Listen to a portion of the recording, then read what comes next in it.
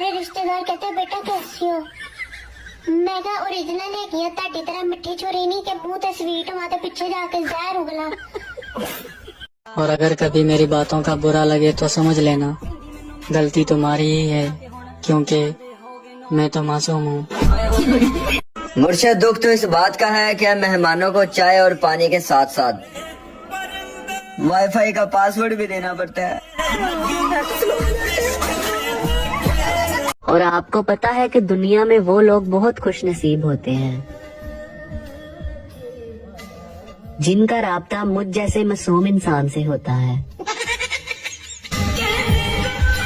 और मुझे हल्का हल्का शक पड़ रहा है किसी को मुझसे हल्की हल्की मोहब्बत हो रही है। मैं एक दिन अपने सारे ख्वाब पूरे करूंगा, चाहे उसके लिए मुझे दिन रात क्यों ना सोना पड़े।